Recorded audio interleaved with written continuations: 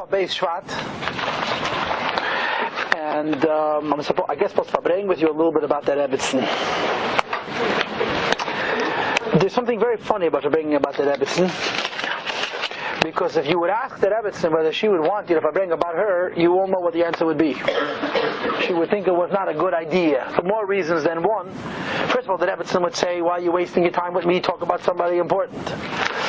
Second of all, the Rebbetzin is and was a woman of phenomenal modesty, of a level of a nivus and sneas, which is nicht to verstehen. It's not human. It's Rebbetzin.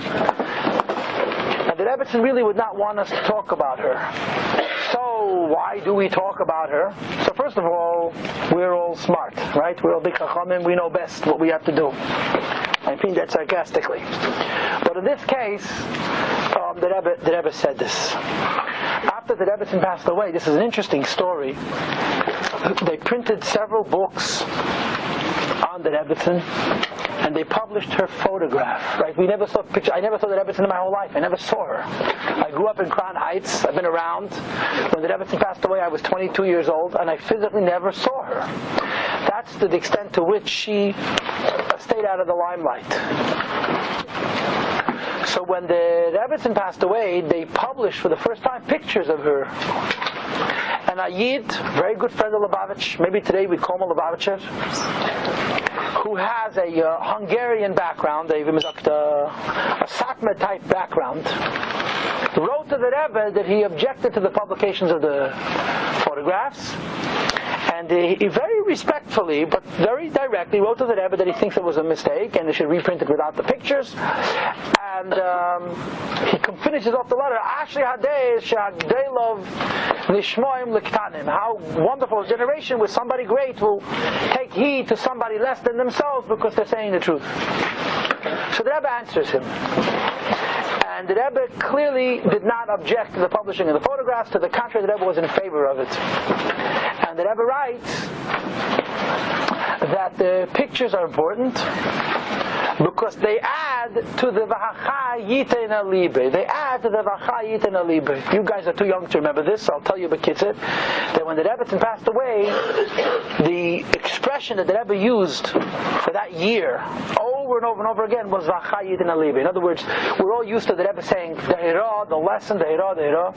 In Tafshin Mem Ches, instead of the Rebbe using the word Hira, he used the expression V'hacha Yitena Libe. V'hacha Yitena Libe is a pasuk, and it means literally the living will take to heart when somebody passes away. People need to learn a lesson from the fact that somebody died and from the specific person who died and what you can learn from their lives. So the Rebbe said by publishing her photograph, we add to the V'cha Yitena Libe. In other words, by seeing pictures of the Rebbetzin, it enhances the inspiration we could possibly get from her life. So we talk about the Rebbetzin. We bring about the Rebbetzin, even though in all likelihood the Rebbetzin would not approve of it, but this is, it's her schus. With you a bunch of stories, and hopefully learn a lesson from this. It's very difficult to tell stories about the Rebbetzin because there are so few. Everybody knows all the stories.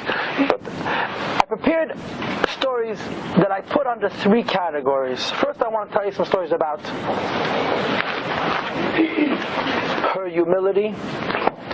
Then I want to tell you some stories about her pshitus, her plainness, and her respect, her bittul to the Rebbe. And then I want to tell you some stories about her kindness. These are the 3 points that I prepared to discuss with you. And then afterwards, like I said, I'll try and extract a real lesson for us from her life, especially for girls and for women. An interesting story. There are 2 versions to the story. I'm going to tell you both versions, even though one version is not true. But I'm not sure which one it is, so I'll tell you both versions. The Rebbetzin grew up in Lubavitcher. Lubavitcher was not a fun place to grow up. I mean, in the summertime it was wonderful, but in the wintertime you were in perpetual mud. One of the people who were close to the Rebbetzin told me that the Rebbetzin told us that in the wintertime you couldn't walk the streets. There was literally 6 inches of mud. So they used to put out boards, planks of wood, and you walked on the boards. They were de facto sidewalks. The road was mud, and the sidewalk was a plank of wood. It was cold, wouldn't it? Mud freeze? I guess it wasn't cold enough, Nebuch. Maybe it wasn't the whole, maybe in the heart of winter, but mud doesn't freeze as easy as water does. Anyway, anyway, her parents, the Rebbetzin, the Frierdiker Rebbe and the Rebbetzin, did not want them to go outside. It was a city full of Bachrim, and Bachlal, they wanted them in the house. So they never went outside. Once their parents left, so they decided to take a walk.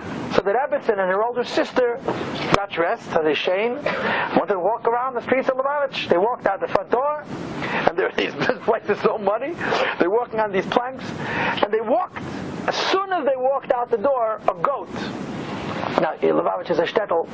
Goats walked around freely, understand? There was a shtetl life. It's following them, and for whatever reason, they were not comfortable with this goat following them. So they started to run, and they fell, and they came back in the house, they were in a big mess, and they joked for years after, that our father sent the goat to watch us. So the Rebbetzin grew up in Lubavitcher. She didn't have a lot of friends. Amongst the few friends that she had were the Marozov girls.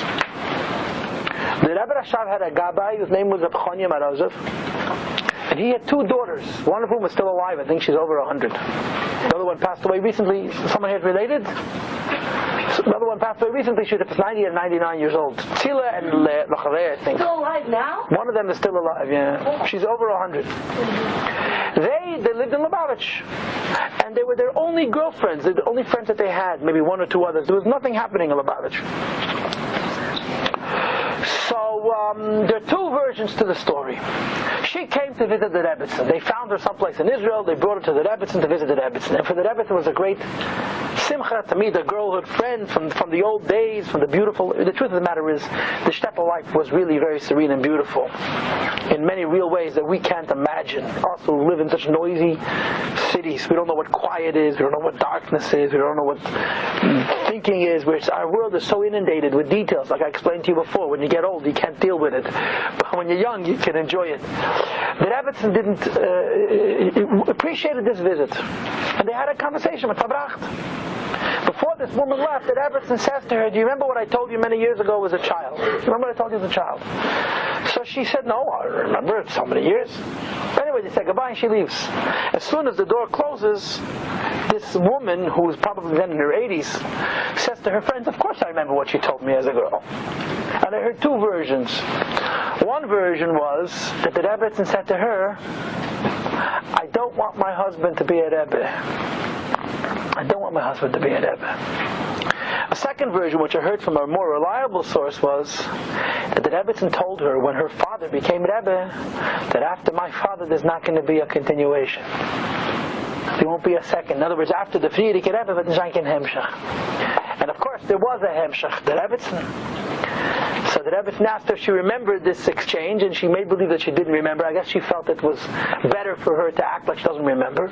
But she remembered very well these conversations. The total of both of these versions of the story is that the Rebbetzin, in her mind, is this, as a person, as a young person, didn't see herself as a leader, as a Rebbetzin, as the wife of a leader, the Rebbetzin. She saw herself as just a regular person. And that's really how she lived her whole life. The Rebbetzin had leichte that she got from her namesake. The Rebbetzin name was Chaya Mushka, and she was named after the Rebbetzin Rebbetzin name was Chaya Mushka. And she got from her family, from her mother, she got the same leichte that her great-grandmother, the Rebbetzin Chaya Mushka, used to use for Shabbos candles. And the Rebbetzin never used them. Every Friday she would put them on the table, and she would use her own leichter.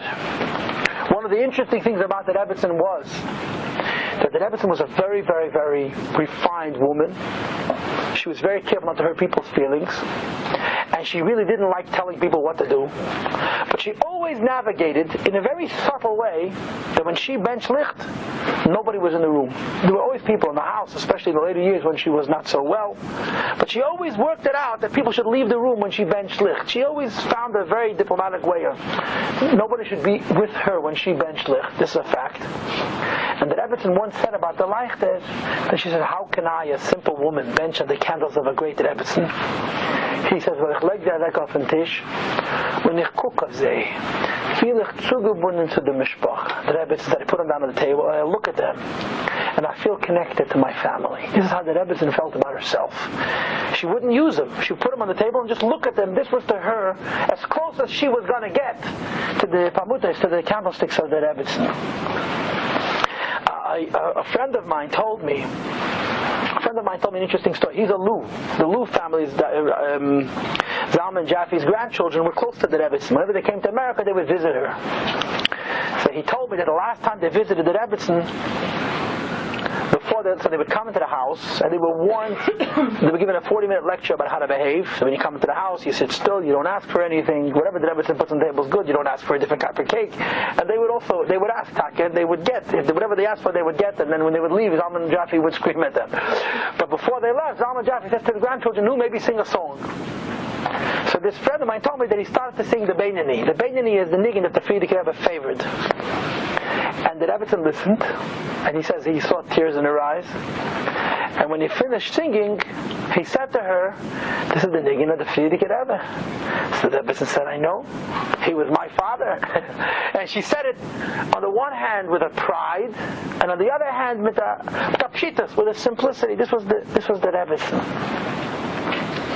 Another interesting story is the story about the soup. Again, some of these stories are very well known, but I can't make them up. You know what I'm saying? Some people know how to do that. I haven't figured that trick out yet. I'm not that old. The Rebbetzin worked for many, many years in the Manhattan library, in the library of Manhattan, the city. And she was Musya. That's what she was. Nobody knew who she was. She never referred to herself by her last name. She wouldn't allow anybody to address her by her last name. She was Musya. And she had a woman whom she worked with in the library. And the woman was not well, and she was in the hospital. So the Rebbetzin used to bring her every day a thermos of tea, of soup. She would cook for her soup and bring it to her, which is part of the Rebetzin's kindness. The Rebbetzin was a very nice person, and I'm going to get to that later, Mitzvah. Came Shabbos, there was a problem. So she bought a second thermos, so she had two thermoses, one for Friday, one for Shabbos. And then there was another problem, so she ended up having three thermoses. Sometimes she would bring this woman soup for 3 days, so she brought 3 thermoses of soup, which should be hot on each day. It happened once that she couldn't bring it herself, so she sent it with Chesed Halbishtam, with her shamish. So he comes to the hospital and he goes into this woman and says, "Here's the soup from the Rebbetzin." And the woman says, "From who?" "From the Rebbetzin." "You don't know the Lubavitcher Rebbetzin?" "The Rebbetzin? What do you mean with you?" Yeah, she had no idea. She worked with the Rebbetzin for a very, very long time, and she was Musya. The interesting part of the story was that Rebbetzin stopped bringing her soup after that. Once it was disclosed that she was a Rebbetzin, she disappeared. You treated her like anybody else. She was your best friend. The moment you started to notice her, she disappeared. She would just disappear from your life. One of the famous stories that's told is that the Rebbetzin and her sister used to go to the Lowen's Bakery. You know what Lowen's Bakery was?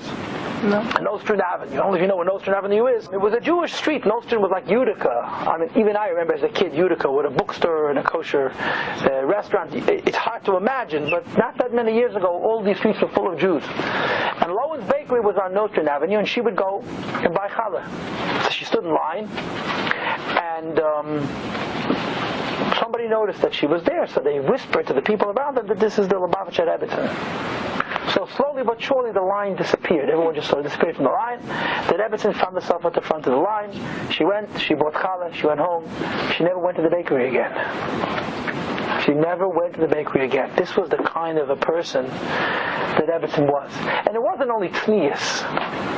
It was, please don't notice me. I don't want to be special. I don't want to be treated special. Leave me alone. And it wasn't insensitive. It was sincere. She literally felt that she wants to be like everybody else, and she didn't want that people should make something special out of her, and it hurt her deeply. It bothered her when people treated her in an extraordinary way. So these are some stories about her and her modesty. Now some stories about her relationship with the Rebbe. And again, I don't know, sorry? Is there something wrong with other Rebbetzins because they weren't like that, or it's just... How are we supposed to answer these kind of questions? The other Rebbetzins were also extremely tzniistic women. I don't remember which one, but like one of them wasn't. Wasn't what? Like she was more like out there in the public and like out there in the public amongst. Go over and ask her. No. The Rebbetzin Rivke. Yeah. But then she didn't go out there. But people used to come and ask to her house, to her home. She was a real Rebbetzin, and she played the role of queen. A Rebbetzin is a malka, and it was done with the greatest of tznius, with the greatest of edelkeit.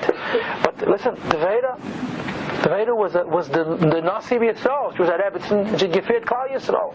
Yeah, Chulda Hanaviya was the Navi in her generation. She happened to be a woman. The Veda dealt. How did the Veda deal with tznius? You know, she wouldn't meet people in a home. The Rebbetzin Nivke had her way of doing tznius. It doesn't chas v'shalom reflect negatively on other Rebbetzins. See, one of the things we need to learn that Torah is actually dynamic. In other words, there's a secular expression, and we don't agree with the secular expression, but there's credibility to it within a certain framework, and that is, there are a lot of pathways to the truth. Secular people mean a lot of pathways to the truth. They mean different religions, but Yiddishkeit has many pathways. You know, Moshe Rabbeinu only said the truth. Aaron HaKohen made peace between husband and wife. Is that a fault in Moshe Rabbeinu? It's a different pathway to the truth. The Rebbetzin, this was her thing. I don't know why. I never discussed it with her. This was her mahus. This was her essence. So it doesn't reflect negatively on anybody else. Again, as I said to you, I want to share with you some stories, thank you very, very much, about the Rebbe's relationship with the Rebbe. And some of these stories are absolutely amazing. I want you people to remember, now, you're not married, none of you are married, right? But in Mitzvah you will be married, and I imagine you see marriages, right? Your parents are married to each other, I hope. So you know how a couple is with one another. The Rebbe and the Rebbetzin were a husband and a wife. Now, I want you to try these stories on for size, okay? There was a person in the Rebbe's house whose name happened to be Menachem Mendel. That's his name. And he was in the house. Whatever he did in the house, he was one of those people who was close to the Rebbetzin, and he had access, as they say. And another fellow was there, referred to him as Menachem. Said, Menachem, whatever, pick up the napkin, I don't care what. And the Rebbetzin said to him, in der Stub zogt man ich dem Nomen. In this house, we don't say that word. The Rebbetzin said to him, in this house, we don't say the word Menachem. Think about it. What? The Rebbe's name. Think about it. It's awesome. Yeah, your question is valid. Why? It's a great question. I know a person whose family is very close to the Rebbetzin, and they have a Nechamadina, and they have a Yosef Yitzchak. And all of their children, they called by their names.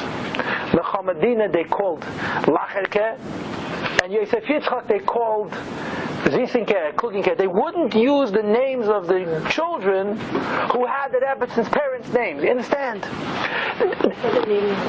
They gave nicknames.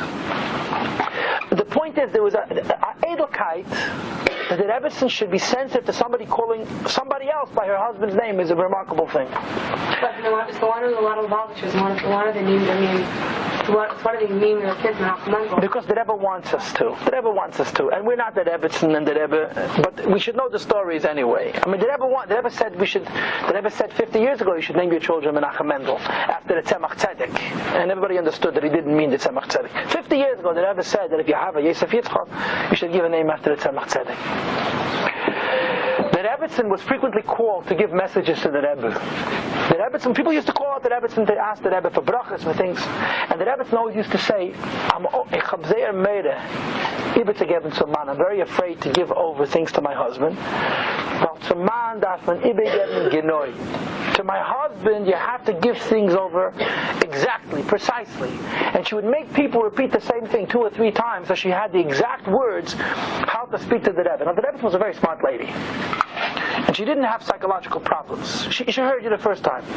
But when she would give over a message for somebody to the Rebbe, she would make every effort to repeat their words verbatim. She was talking to the Rebbe.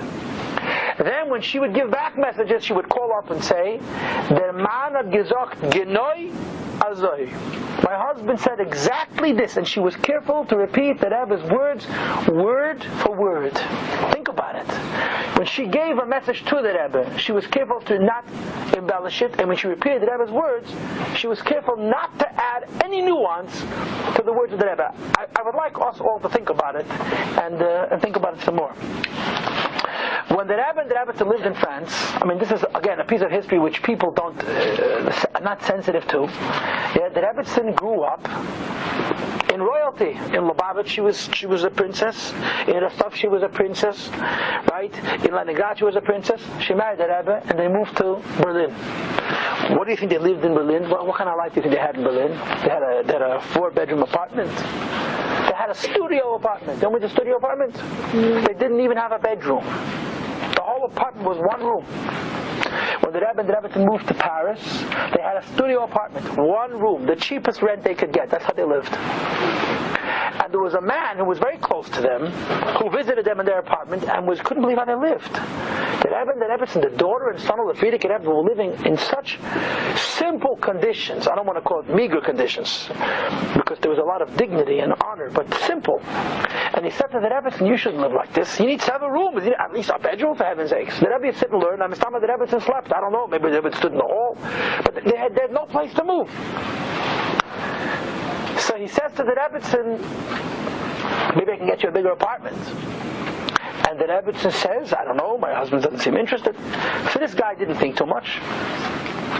He went and he rented an apartment. He found an apartment and he rented it. And he comes to the Rebbetzin and says, the Rebbetzin, I want you to know the apartment is waiting for you to take it. I rented it.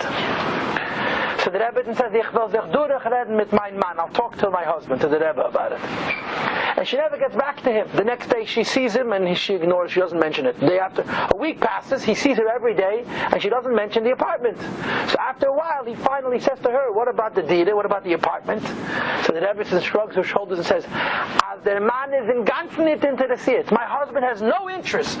He's perfectly comfortable in the huge apartment that they have. Now, the Rebbe is the Rebbe, but the Rebbetzin was not accustomed to living so simple. She wasn't. And it was a tremendous Mesiras Nefesh. And she did it with joy. We know stories from the Rebbe, the time that they were in France, how when they came to France, the Rebbe used to walk several miles. The Rebbe should have Cholav Yisrael, kosher milk. And she would go herself and milk the cow and bring it home, and she pasteurized it also. How the Rebbe and the Rebbetzin went to different butchers. And the Rebbe went into the butcher, and he started to speak to the butcher to see what he knows. And after he spoke to the butcher for a while, he says to the butcher, if you'll make her happy, I'll eat the meat. In other words, the Rebbe first, he had to pass the Rebbe's test, whatever that was, and then he had to pass her test about kashening meat. Girls today don't understand this, but 75 years ago, every girl, when she was 14, 15, 16 years old, was taught how to kasher flesh, and how to check a chicken for problems, and which shas to go to the Rebbe with. Because in those days, you bought a chicken live, you went to the shaychit, and he shechted it, you took it home, you took the feathers off, you're looking at your fingers, what would happen to your fingers? But the Rebbetzin was raised kasheting flesh. So the Rebbe spoke to the butcher, and the Rebbe gave him his approval and said to the butcher, if my wife is happy with how you kasher, I'll eat. There were several bakeries in Paris, and there was one bakery that the Rebbe chose to eat out of, he trusted. And somebody was walking out of the bakery and sees the Rebbe walking in, or whatever the case was, and he said as a joke, it was a total joke, you eat from this bakery? So the Rebbe didn't eat bread anymore. That's it. The Rebbetzin told the story over, and then she said, "Had der Eibishter geholfen, als man kein Brot echt nicht gehabt. The Eibishter helped, we didn't even have bread." That's the kind of standard the Rebbe had. And all the Rebbetzin concerned herself with was making the Rebbe comfortable, giving the Rebbe, helping the Rebbe out, and so on and so forth.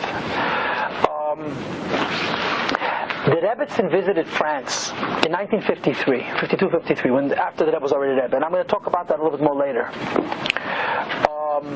But when she was gone, she asked Mrs. Dubinsky to cook for the Rebbe. The Rebbe had Yechidus 3 nights a week. When the Rebbe had Yechidus, the Rebbetzin waited for him. The Rebbetzin would not go to sleep till the Rebbe came home. If coming home was 7 o'clock in the morning, the Rebbetzin was sitting and waiting for the Rebbe to come home. And when the Rebbe came home, he had a hot meal that was fresh. Now, how do you keep food hot and fresh for 10 hours? Huh? It's It's impossible, right? So the Rebbetzin had a whole complicated system of pots, where she had these enamel pots, a pot inside a pot, which would put hot water in the lower pot, so the food in the upper pot would stay warm, and it wouldn't get crisp. You understand? And Mrs. Dubinsky, when the Rebbe went to France, so the Rebbetzin brought her pots and showed her how she should cook for the Rebbe, that whenever the Rebbe is ready to eat, the food should be edible and warm and fresh. This is the kind of things that Rebbetzin was concerned with. Did the Rebbe tell her to go to sleep? Sorry? Did the Rebbe tell her to go to sleep? She didn't tell me that. I would imagine that he did, but the Rebbetzin had a very interesting relationship, and it was a relationship based on a lot of respect. Respect means a lot of things that they wouldn't say to each other. The Rebbetzin used to say things to the Rebbe also, but she measured 15 times before she would make a request to the Rebbe about his health. And the Rebbe Mustama had the same kind of relationship with the Rebbetzin. A story which is not so widely known. I don't know where I heard this story or read this story, but it's an interesting story. That there's a picture that the Rebbetzin once showed somebody in the crazy world in which we live. I'm a little bit surprised the picture's not public, of the Rebbe and the Rebbetzin on top of a mountain in the Alps, the French Alps.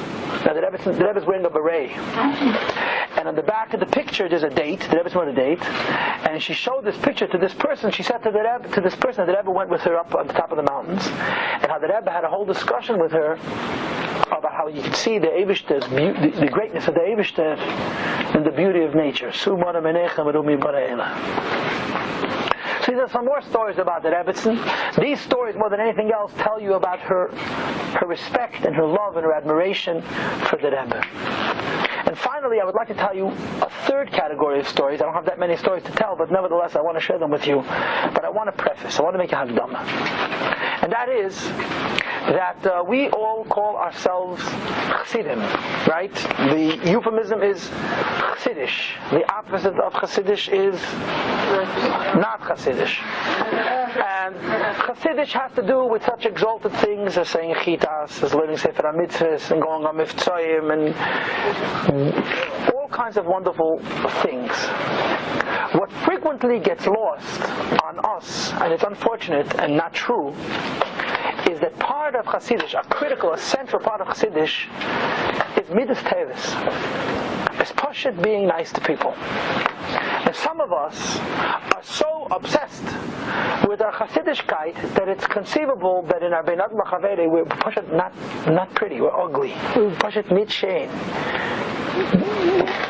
Disgusting even.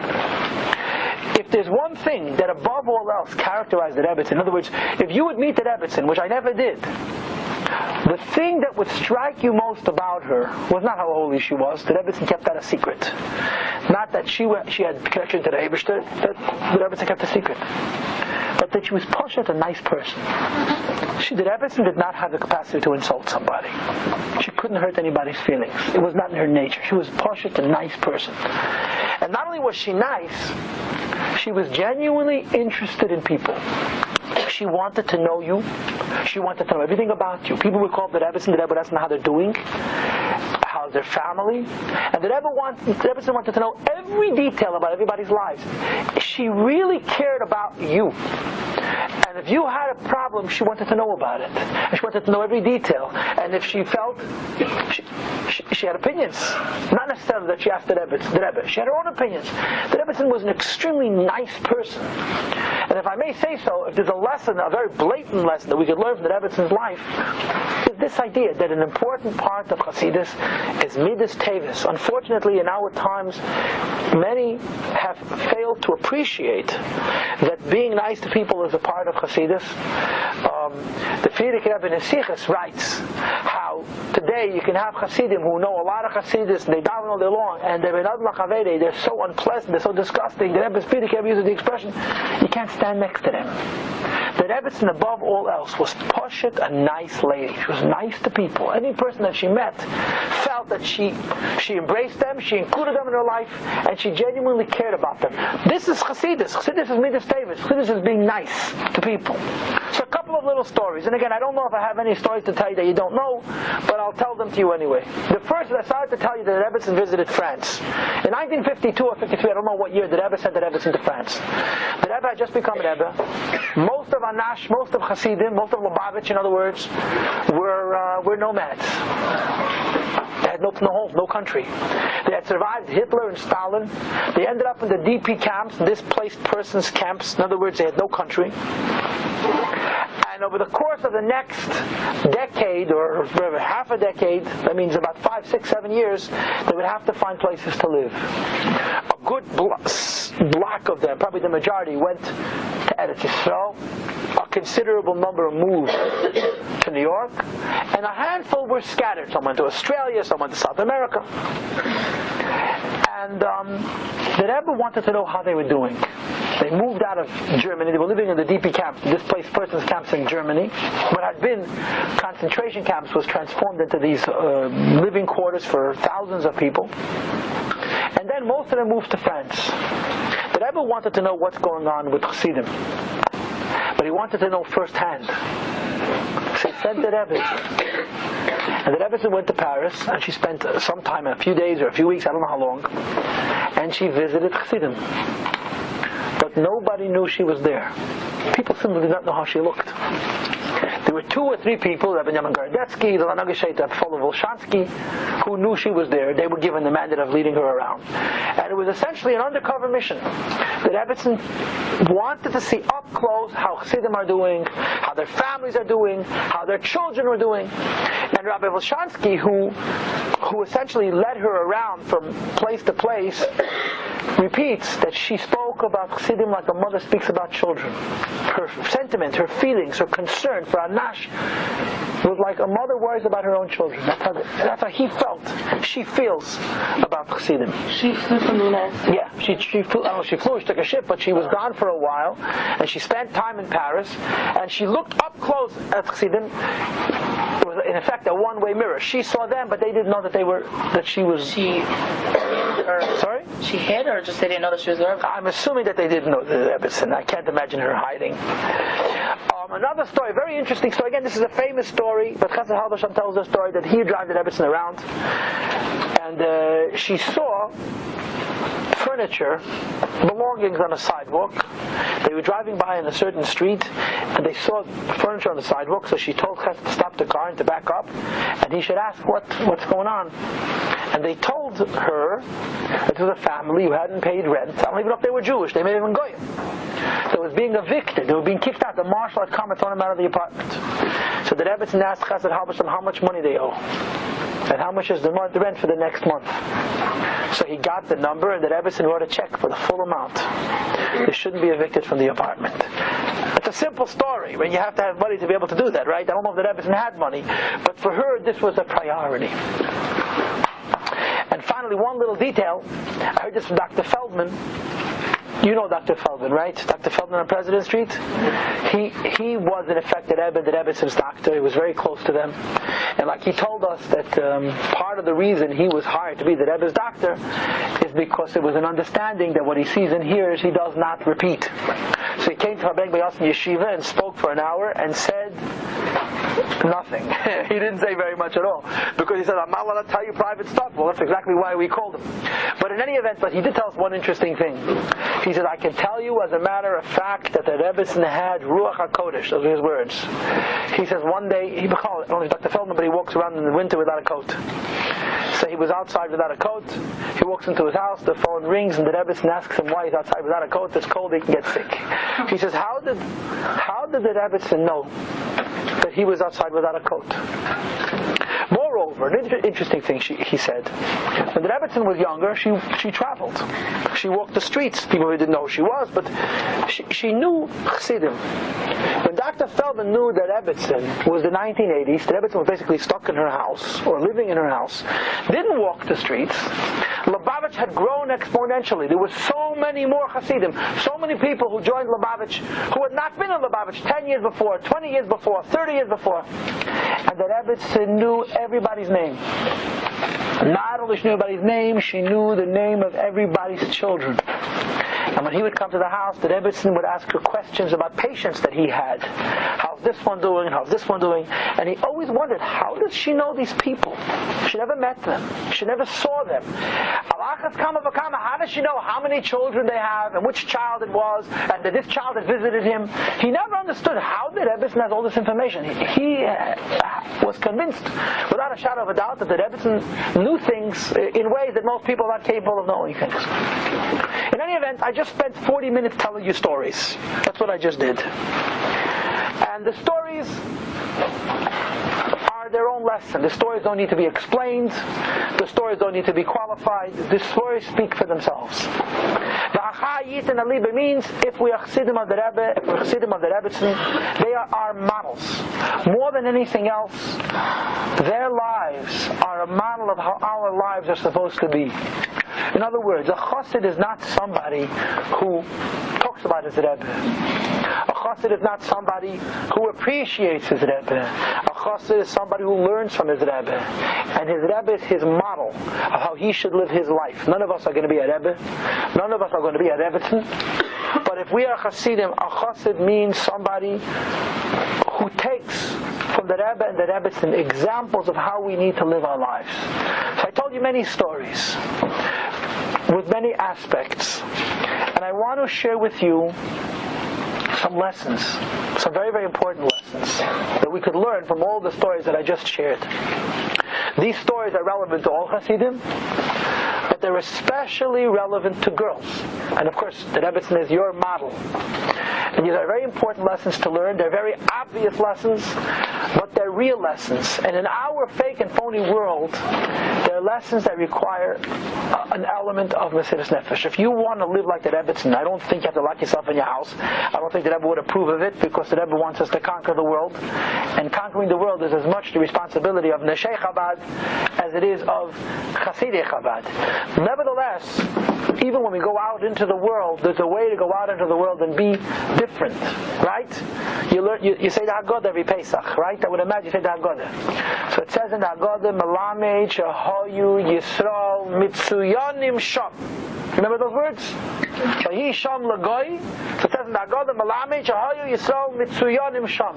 What is the translation of the word Mitsuyanim? And I'm going to give you a hint. It doesn't mean excellent. Mitsuyan doesn't mean excellent. No. Yes. That would be with an ayin. There's no ayin in Mitsuyanim. What does Mitsuyan mean besides for excellent, huh? Wanting. Mitsuyim. Mitsuyan means distinct, different. You could be in Elam Hazeh, you could conquer this world and be Mitsuyan, distinct, different. People look at you and they see that this is a part of this world, going to conquer this world, but Mitsuyan, different. And there are a few very clear lessons we can learn from the Rebbe's life. The first lesson is nicht zu blasen für sich. Not to carry around bellows that advertise, here I come. You know, we live in a fake world. And in the fake world in which we live, there is an attitude that has to do with marketing yourself. You want to get ahead? You want people to know who you are? You have to show yourself off. That is vulgar. It's the opposite of tznius, not just for a woman. It's the opposite of tznius for a man. The Rebbetzin was a person who had no airs about herself. She did not advertise herself. Her presence was not in a way that when she came into a room, she took up a lot of space. Now I want to explain what that means. The Rebbetzin took up an enormous amount of space. The Rebbetzin was a giantess. She was a very, very big woman. She was big enough to encompass in herself everybody. But she took up space in such a way that she left room for everybody else. It's a lesson. For some of us it's easy. For some of us it's very, very difficult. Some people, wherever they are, they make a lot of noise. Now making noise by itself could be a good thing. The question is, the kind of noise that I make, does it take up space in a way that takes away the space from other people? The Rebbetzin did not take up anybody's space. In fact, her very existence left space for everybody else. It's a very important lesson.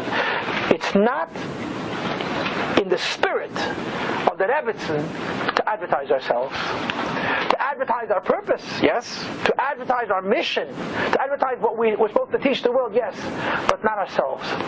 The Rebbetzin was very proud, and the Rebbetzin was a Schneerson. I didn't speak about this, but there are people who thought that they could get a little too friendly with the Rebbetzin, and they saw strength, they saw akshonis, they saw a do not trespass. The Rebbetzin was a very strong woman, but it was veiled with a softness, it was veiled with a subtlety that only rarely did you see the Rebbetzin tell people, you just crossed the line, now get back across. The people who were close to the Rebbetzin knew this, and some of them were foolish enough to test it and to see that there was a lion underneath the Rebbetzin. She wasn't a soft woman. She was a very strong personality, but her existence was very inviting. She didn't advertise herself in a way that her presence took up a lot of space. Didn't take up any space at all. That's a powerful lesson you could learn from the Rebbe. From the Rebbetzin. A second similar lesson, but a little bit different, and I want to speak about it separately, is the Rebbetzin was a woman who everything that she was on the inside. Everything that she was underneath, was inside.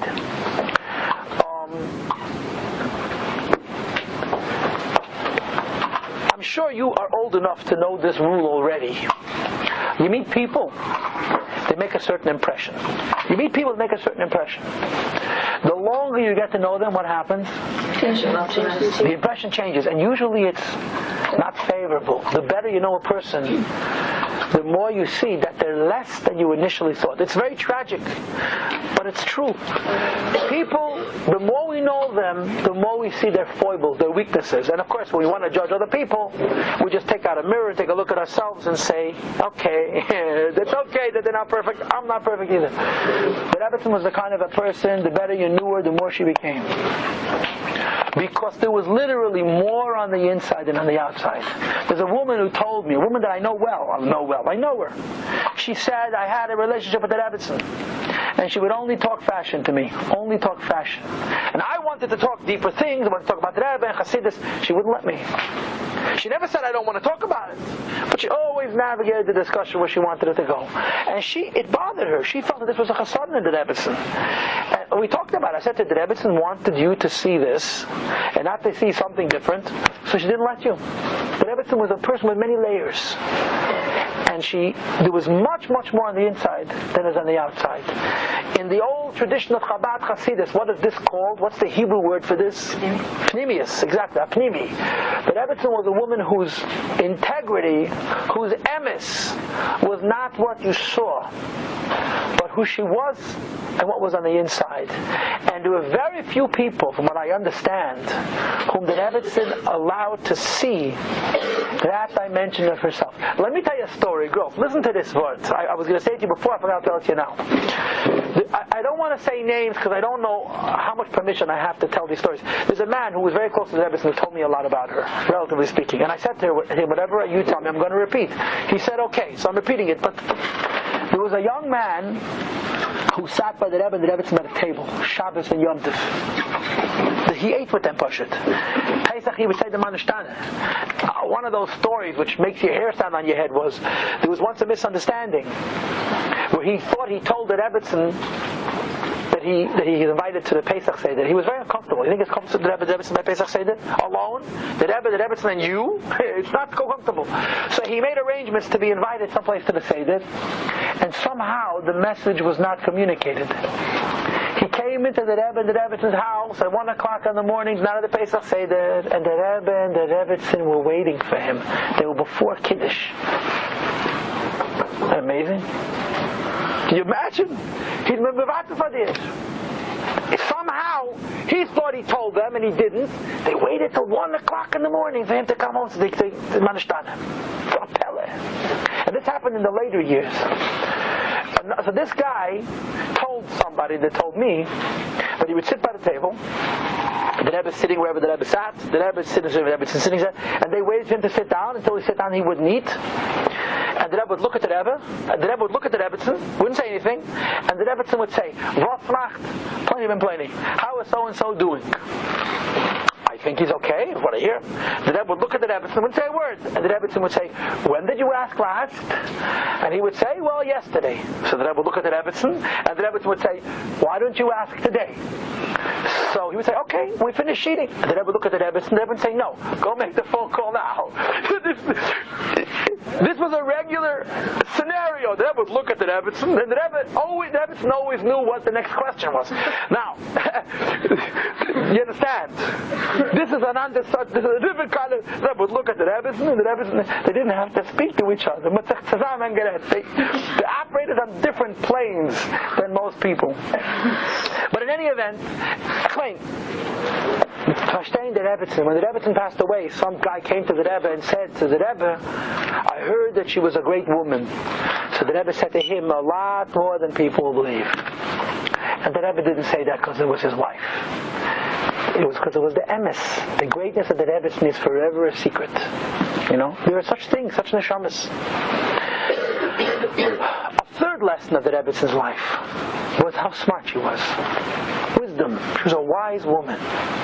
Now girls, when you're teenagers, smart means higher marks on tests. And the Rebbetzin got good marks on her tests, trust me. I wasn't in school with her, but I'm sure.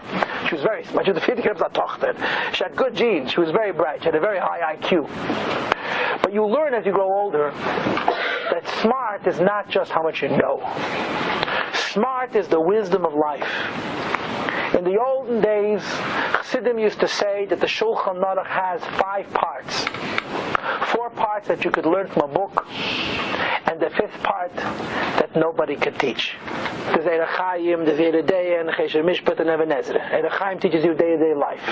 Yeridei teaches you the laws of Issa V'Heter, kosher, teif, and these things. Chesher Mishpat is business law, and Even Ezra has to do with marriage issues. And there's something called the 5th Chelik of Shulchan Aruch.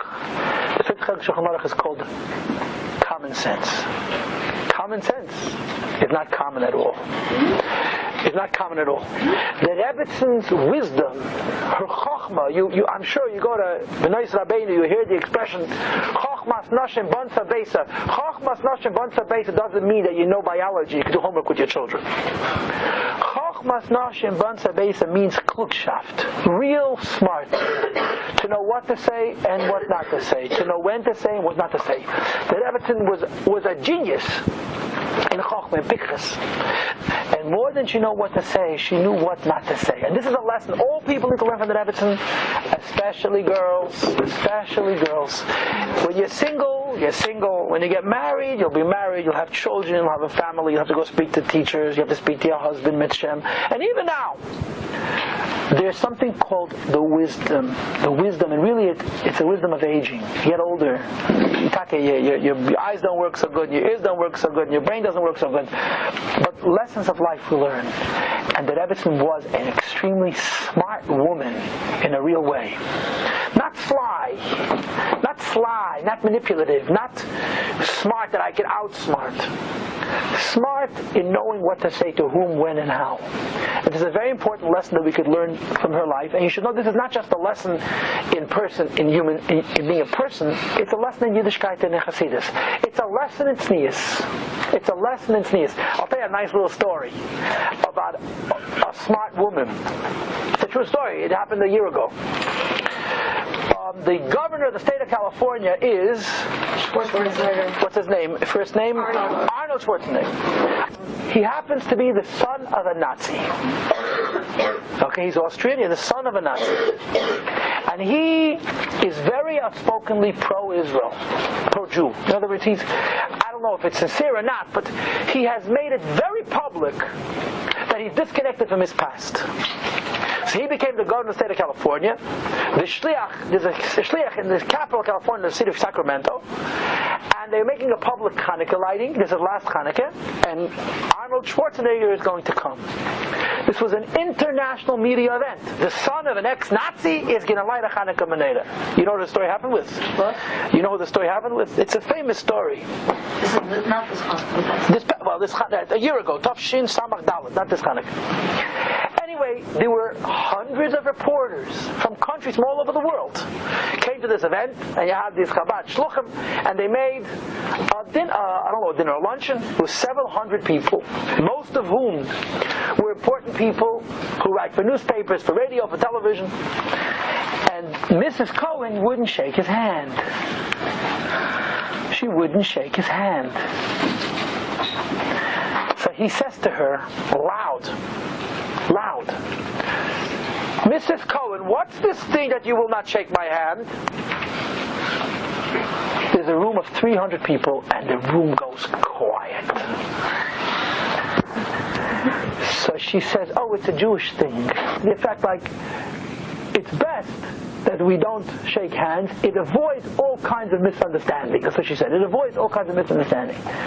So he says loud, that's a wonderful idea. It's a wonderful idea. But that's called wisdom. This kind of wisdom defines the Rebbetzin, and it's a real lesson that people b'chalal could learn from her, especially girls and women. Now, a couple of more points, because you guys got to go and I got to go too. Is the Rebbetzin was Pashat a chassid. She was a Rebbe's a chassid, and she was the Rebbe's wife and the Rebbe's chassid. When I was a kid growing up, I heard a story. The more I think about it, the more I decide the story is not true. But it's still amazing. The story goes that the Rebbetzin would write a letter to the Rebbe for her birthday, and the Rebbe would write back a letter for her birthday, and then when the Rebbe would come, this is what the story. When I was a kid, I heard. I don't believe it, but I'm telling it to you for the point. The Rebbe would write a letter to the Rebbe for her birthday. The Rebbe would answer her, and when the Rebbe came home, she would show her husband the letter that she got from the Rebbe. Whether this is true or not, I don't know, but it does describe the kind of relationship they had. The Rebbe was really a chassid. The word for Rebbe was by a kayer. Did she have a sense of humor? A tremendous sense of humor. The words of the Rebbe were precious to her. When she spoke to the Rebbe, or the Rebbe spoke to her, she appreciated the value of every word. And above all else, we need to learn from the Rebbetzin what it means that you don't tell the Rebbe no. We're not smarter than the Rebbe. We don't know better than the Rebbe. In Tafshel Lamed Ches, when the Rebbe had his heart attack, this is very, very famous. They called her. She came from President Street. She walked to 770. She sat down by the door, and she gefiled. The Rebbetzin took charge, and she told everybody what to do. She was in charge. All the Rebbe's secretaries, she was the boss. I heard this from somebody who heard this from her. She came in, she sat down on the chair, and she said, Groner, Rabbi Klein. That's how she referred to them. Groner, Rabbi Klein, you go here, you go there. It's not her.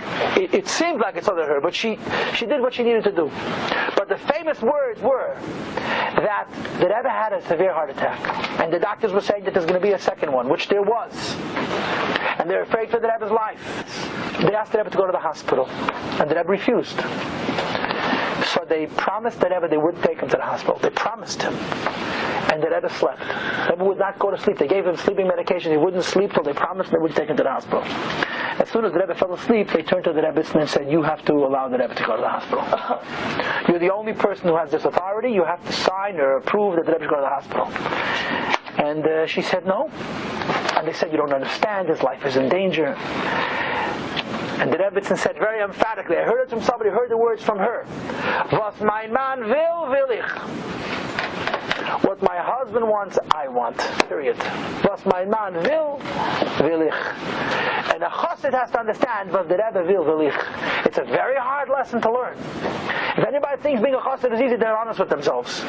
But it is a lesson we can learn from the Rebbetzin. The Rebbetzin was married to the Rebbe. And in her world, was mein Mann will ich. The only thing that mattered to her was what the Rebbe wanted. And that's the way it should be for us. And in conclusion, let me just tell you two more little details, and then I'll let you go. First of all, as you know, all the Rebbetzins passed away right after they made a bracha. The significance of this, I don't know for sure, although people could think of it. The Rebbetzin Schneerson and the Rebbetzin Rivke, the last thing they did before they passed away was they made a bracha and drank a glass of water. The Rebbetzin also passed away the same way. She was in the hospital. It was Tuesday night.